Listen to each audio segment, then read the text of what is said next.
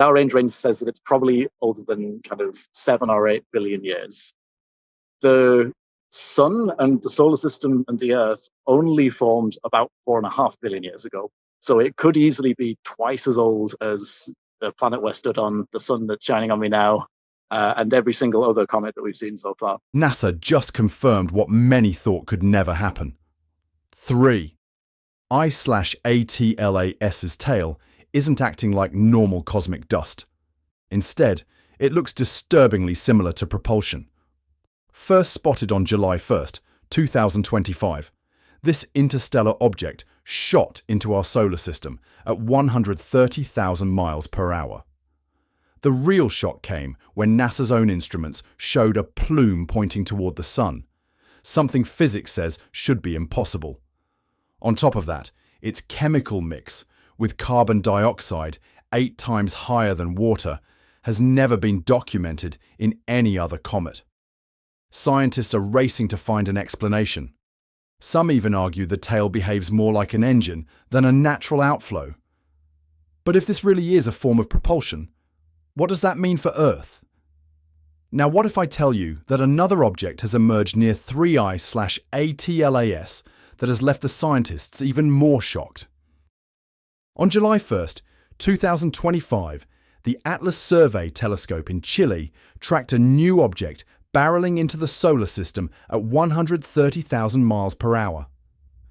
Within hours, NASA released details of the find.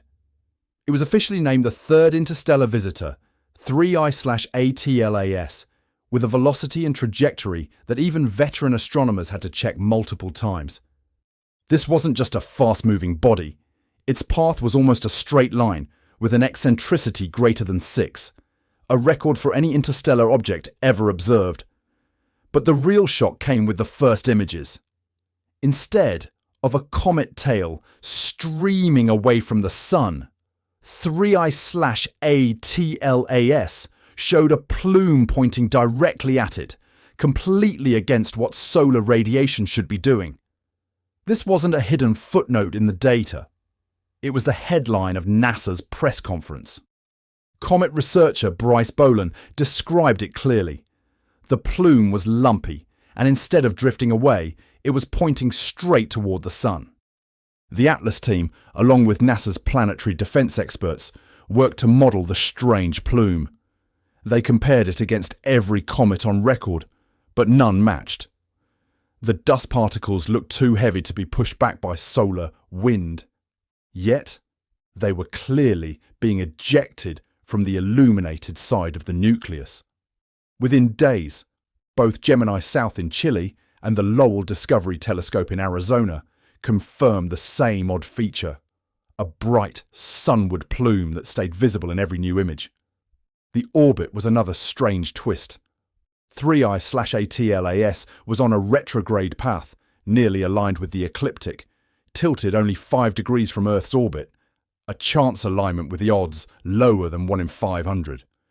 As more than 30 observatories contributed data, the Minor Planet Center officially registered the object as 3I/ATLAS, the third confirmed interstellar body.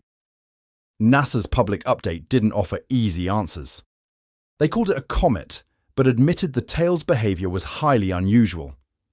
The statement highlighted the plume and openly asked the scientific community what could possibly drive material in that direction. For planetary scientists, the investigation was wide open. For everyone else, one question stood out.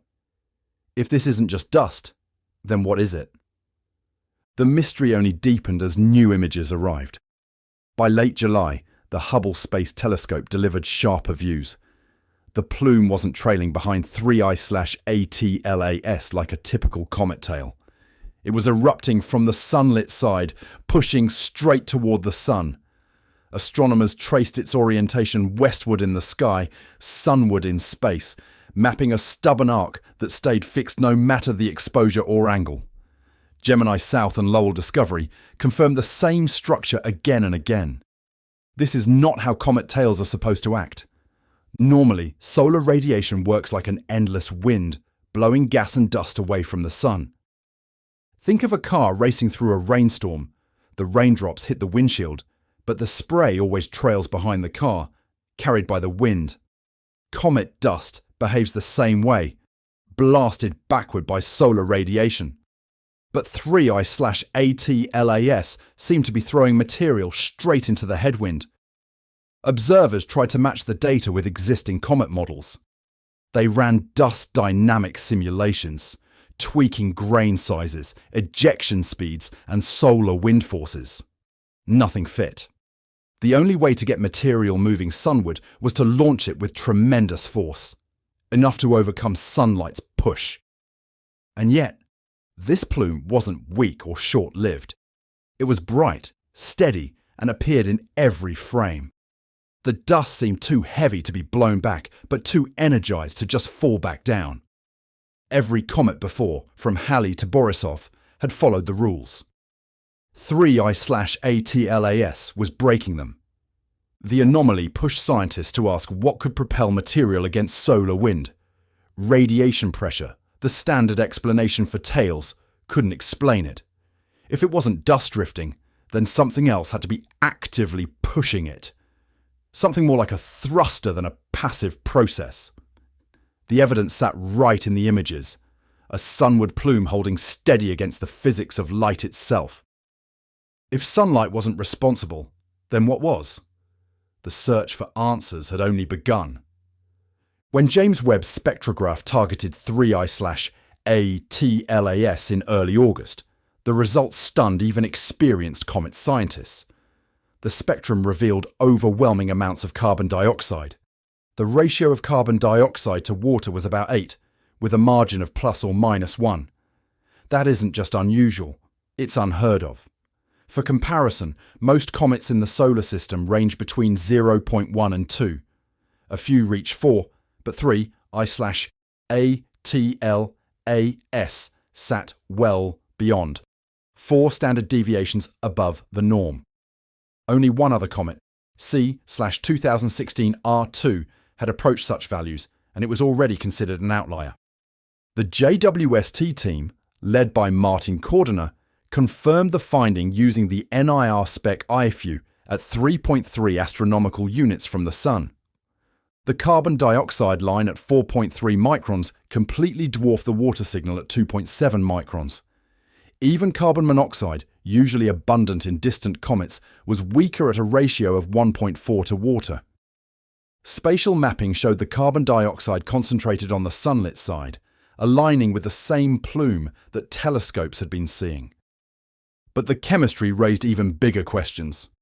The object likely formed far from any star, in conditions where carbon dioxide could freeze while water stayed buried deeper. Then the Very Large Telescope in Chile added another shock.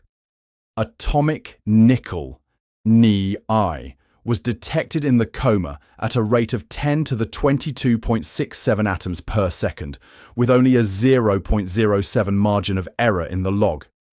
That's an enormous value for a comet still beyond Mars. By contrast, Hyakutake, one of the brightest comets on record, showed less nickel at the same distance.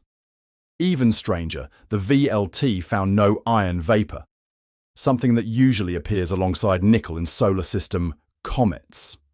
As 3I/ATLAS drew closer to the Sun, both nickel and carbon dioxide levels spiked. Their production increased with exponents near -8 and -9 relative to distance from the Sun, much steeper than the typical R² pattern seen with sublimation. That suggests more complex chemistry, maybe even new mechanisms entirely. Together, the James Webb Space Telescope and the Very Large Telescope data point to a chemical profile foreign to our solar system. If 3I/ATLAS really is a fragment from another star system, its chemistry could be our first direct evidence of just how different planetary nurseries can be. But with a tail so heavy in carbon dioxide and metals, the natural explanation only becomes harder. So scientists turn to another angle. What if these numbers weren't just chemistry, but tied to motion? Ion drives work by expelling charged particles, usually xenon, using electric fields. There's no flame, just a faint blue glow and a continuous push. The thrust is tiny, often less than a millinewton, but over time it accelerates a spacecraft to tens of thousands of miles per hour. NASA's Dawn mission used this method to reach Vesta and Ceres. The exhaust of an ion engine is narrow and collimated, pointing exactly opposite the direction of travel. In the vacuum of space, there's nothing to spread it out, so the ions shoot straight behind in a persistent jet. When you compare this to 3I/ATLAS's plume, the similarity is hard to miss. Instead of a wide, sun-blown tail like a normal comet, the material shoots out in a narrow sunward arc, the opposite of what radiation should be doing. Typical comets release dust and gas that are blown away from the sun, always forming an anti-solar tail. 3I/ATLAS is doing the reverse. Its plume stays compact, doesn't fan outward, and resists the solar wind, almost as though something is deliberately directing it. Avi Loeb, well known for raising bold theories, compared the behavior to the exhaust of a spacecraft's ion engine. His argument is that if you wanted to slow down after a long interstellar journey, you would aim your thrusters toward the sun and fire them near perihelion, using the Oberth effect to maximize braking. This isn't just speculation. Space agencies already rely on the Oberth effect for efficient maneuvers. The principle is simple. Apply the strongest push when moving fastest, at closest approach. The challenge is that ion engines produce a very distinct exhaust. The particles are monoenergetic, all moving at nearly the same speed. The plume is concentrated, not diffuse. If 3I/ATLAS were using something like this, we would expect to see heavy particles ejected at high velocity, forming a narrow, persistent jet. And that is exactly what telescopes have been recording. The dust in the plume isn't the soft, powdery kind you'd expect in a typical comet tail. It looks chunkier, heavier, and it doesn't fan out much as it leaves the nucleus. The comparison isn't exact. Human spacecraft ion drives use xenon because it's easy to store and ionize, but so far no trace of xenon has appeared in 3I/ATLAS's spectra. What does show up is plenty of carbon dioxide and small amounts of nickel, both of which can be ionized and accelerated under the right circumstances. The real issue is whether natural outgassing could ever create the tight, fast plume we see in an electric thruster. Up to now, the models say no. Even the strongest comet jets scatter their dust in wide sprays, not narrow beams pointing toward the sun. That's why speculation has taken off. If sunlight alone isn't pushing the dust, then what is? Some researchers argue that the only way to drive material directly against the solar wind is with a controlled force, something closer to propulsion than simple sublimation.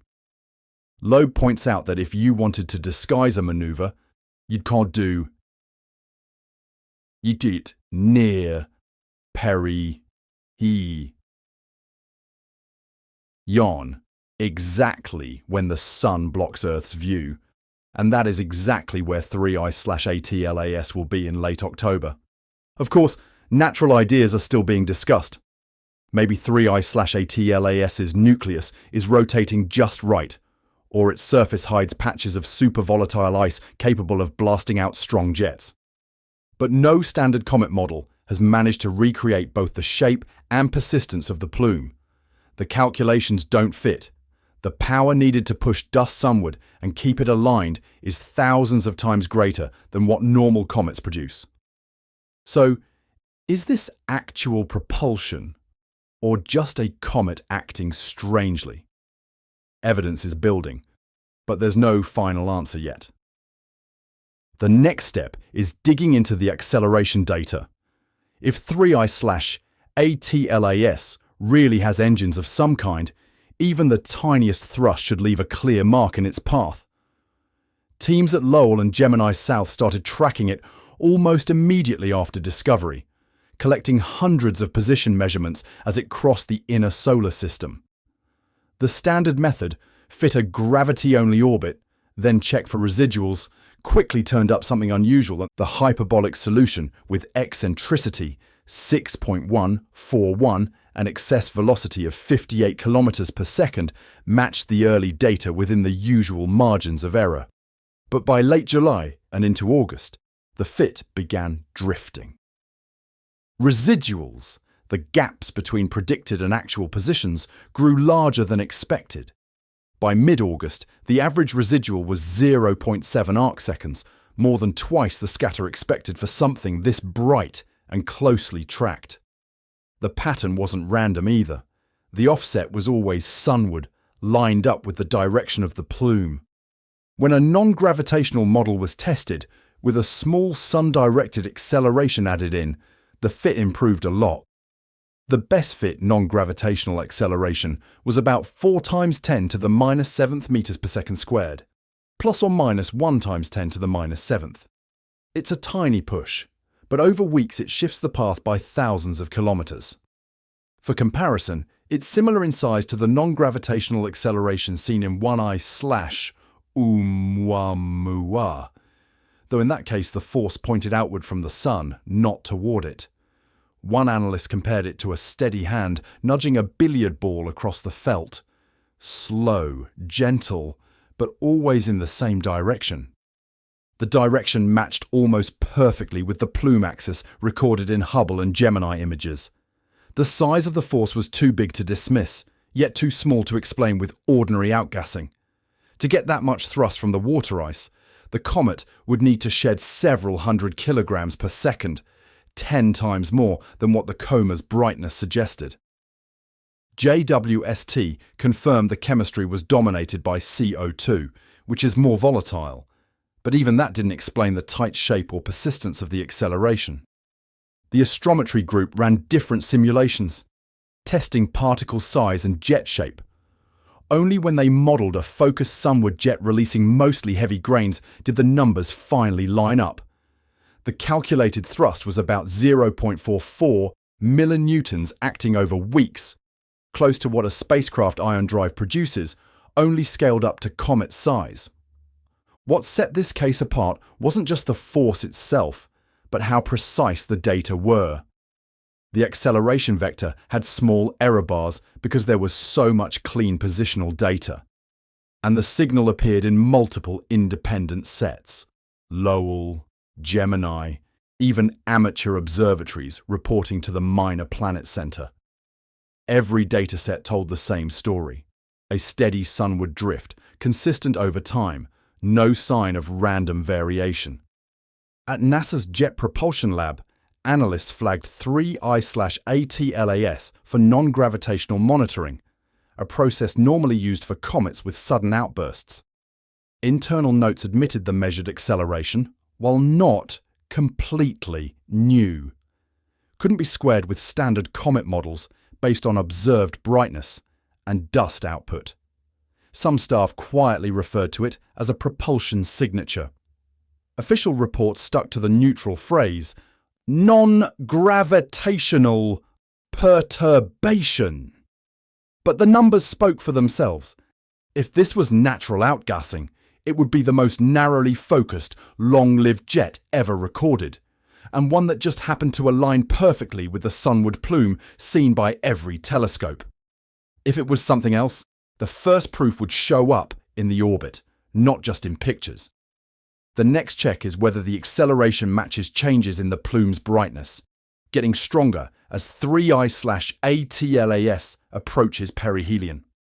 If the timing aligns, it will be harder to dismiss propulsion, natural or otherwise. But the real test comes when 3I/ATLAS slips behind the sun, where any hidden maneuver could escape Earth's eyes. Orbit fitters around the world will be watching for even the smallest shift. Back in 2017, astronomers at Pan-STARRS spotted a fast-moving object tumbling through the solar system. That was the Oumuamua, the first confirmed interstellar visitor. Within weeks, the excitement turned into debate. Oumuamua didn't resemble any comet or asteroid ever seen. It was small. Its light curve suggested a cigar or pancake shape, and it rotated every 7.3 hours. But the real surprise was its motion. Careful tracking showed a faint, steady acceleration of about 5 times 10 to the -6 meters per second squared, pushing it away from the Sun. That's the kind of force you'd expect from gas outflow, but telescopes found no coma, no tail, no visible dust. Even Spitzer data showed nothing. If gas was escaping, it left no trace. That opened the door to theories. Avi Loeb from Harvard suggested solar radiation pressure could be the cause, but only if Oumuamua was extremely thin, maybe just millimeters thick, like a light sail. He even proposed it could be artificial, a fragment of alien technology built to travel between stars. Most astronomers pushed for natural explanations, perhaps sublimating hydrogen ice, or maybe a surface covered in organic crust that hid any visible signs. But the mystery never fully faded. Oumuamua became a reminder that interstellar objects could defy expectations, and sometimes the data refused to fit the usual models. The story continued in 2019 with 2I/Borisov, which looked far more like a normal comet. It developed a classic tail, released water and cyanide, and behaved as expected. That reassured many that interstellar objects could indeed follow familiar rules. But Oumuamua's odd behavior still haunted researchers, especially its unexplained non-gravitational acceleration. Loeb kept pressing his light sail idea, while others refined natural models involving hydrogen or nitrogen ice. The debate improved how astronomers track tiny forces on small bodies and raised the standard of proof for extraordinary claims. Now 3I/ATLAS has entered the picture, and the similarities are hard to ignore. Another interstellar object, another set of unexplained features. This time, though, the anomaly isn't only in the orbit, but also in the tail itself. Since 2017, the field has shifted. There's now a growing catalogue of interstellar visitors, each with unique chemistry and dynamics. Oumuamua set the example. Don't assume they'll follow the usual playbook. When the numbers refuse to add up, it's more than just an oddity. It's a reason to rethink what might actually be possible. The next step is to determine whether these oddities are isolated cases or the first signs of a larger pattern in the galaxy's debris. The hunt for interstellar objects has shifted dramatically in just a few years. In 2017, astronomers were astonished by the first confirmed interstellar traveller, 1I/Oumuamua. 2 years later came 2I/Borisov. Now, with 3I/ATLAS, the debate isn't about whether these objects are unusual, but whether we are only now beginning to grasp the true scale of what fills the galaxy. Survey groups are bracing for a surge. The Vera Rubin Observatory, which will soon begin full operations, will scan the southern sky every 3 nights. Its camera will capture billions of stars and galaxies, along with faint moving points of light that signal objects arriving from beyond the solar system. Models suggest Rubin could detect 1 interstellar object every year, possibly even more. Some projections go further, hinting that millions of these bodies may pass through the solar system annually, with most too dim or fast for current telescopes to detect. What we see now is only a fraction of the full picture. Each new discovery refines the odds. With 3 confirmed in less than 10 years, astronomers are updating estimates of how much galactic debris the solar system encounters. The numbers are huge. Even if just a small percentage of these objects are large enough to be seen, the Milky Way could be full of planetary leftovers. Comets, asteroids, and fragments, each carrying traces of their original star systems. This expanding catalogue isn't just about numbers. It's a wake-up call for planetary defense experts who must now consider not only local threats, but also fast interstellar bodies moving on unpredictable paths. Rubin's automated alerts will flag anything travelling too quickly or following a trajectory unlike typical solar system objects. That means more monitoring, faster follow-ups, and better chances of spotting an interstellar object while it is still inbound, before it swings past the sun and disappears. Survey scientists are already considering how to sort through the flood of new detections. The real challenge isn't simply finding these bodies, but deciding which ones deserve closer study. Some will be icy and active, like Borisov. Others may remain dark and silent, like Oumuamua.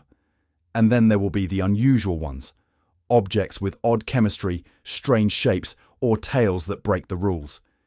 Each new find adds complexity, forcing astronomers to rethink what's possible in the galaxy's debris field. With every new discovery, the stakes rise. If the next interstellar visitor shows anything like 3I/ATLAS, unexplained acceleration, or a tail that doesn't behave normally, survey teams may only have weeks or months to collect data before it's gone.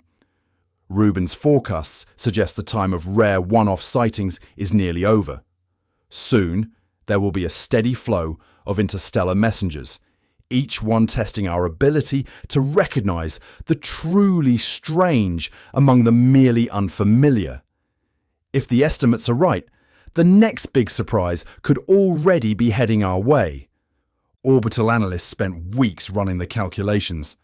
The odds of 3I/ATLAS arriving on a path so closely aligned with the ecliptic, just 5 degrees off Earth's orbital plane, came to roughly 2 in 1,000. That's not just uncommon, it's almost unheard of for random galactic debris. Most visitors from interstellar space cut across the solar system at steep angles, passing well above or below the planetary disk. But this one came in almost perfectly parallel in retrograde, threading the system backward. The trajectory involved more than just its angle. By July, simulations showed 3I/ATLAS would pass within 29 million kilometers of Mars on October 3rd, then come within 97 million kilometers of Venus a month later, and finally sweep 54 million kilometers past Jupiter in March. Each of those encounters is rare on its own. Taken together, the odds of such a triple, Mars, Venus, and Jupiter, are less than 1 in 20,000. That isn't the kind of outcome that happens randomly. For perspective, most comets never pass closer than half an astronomical unit to even one planet, let alone 3 in sequence. The orbital plane, the timing, the planetary flybys, all the factors line up. The path seems so deliberate that even skeptical orbital mechanics teams hesitated. They checked for observational errors, ran Monte Carlo simulations, randomized arrival angles. Yet the answer remained the same. This trajectory is an extreme outlier. And the numbers kept piling up. The comet's eccentricity, 6.141 with a small margin of error, set another record. That figure means 3I/ATLAS is not just unbound, but moving on a path so straight it barely curves as it slices through the solar system. Most interstellar visitors have eccentricities just over 1. This one's 6 times that, cutting through the planetary system with near-perfect precision. For planetary defense specialists, these odds are more than just trivia. An object arriving this close to the ecliptic, travelling retrograde, and passing 3 planets in a row is not just a curiosity. It's a stress test for our tracking systems. Rubin, still preparing for full operation, flagged it for continued observation. Automated alerts were triggered, and orbital analysts recalculated the risk scenarios. While 3I/ATLAS posed no direct danger to Earth, the event forced experts to reconsider what rare really means in the context of galactic debris. Some researchers raised a difficult question. If this orbit isn't just random chance, what might it suggest? The alignment is so exact, the flybys so well timed, that it almost appears intentional. Still, every calculation, every margin of error points to the same conclusion. By the numbers, this should not be happening. Yet the data is clear. A retrograde interstellar traveller, sliding nearly parallel to the ecliptic, brushing past 3 planets with odds so low they almost feel designed. The late October solar conjunction, when 3I/ATLAS passes behind the Sun, now feels critical. If anything unusual occurs during that hidden period, astronomers will be watching closely. The statistics leave little room for comfort. On October 30th, 2025, 3I/ATLAS disappears behind the Sun, out of view of every Earth-based telescope. For weeks, the object will be invisible. No visible light, no radar, no direct tracking. From our perspective, the solar disk blocks all signs of what happens next. This is solar conjunction, the classic blind spot for both planetary defense and interplanetary navigation. Even the best instruments can't see through the glare. For 3I/ATLAS, the timing makes it even more significant. Astronomers have been recording its unusual acceleration, plume behavior, and odd chemistry. But just as it approaches its closest distance to the Sun, perihelion, it vanishes from sight. This is not just bad timing. In orbital mechanics, perihelion is when the object carries maximum kinetic energy, traveling at peak speed under the strongest solar gravity. Any slight change in trajectory here has the greatest possible effect.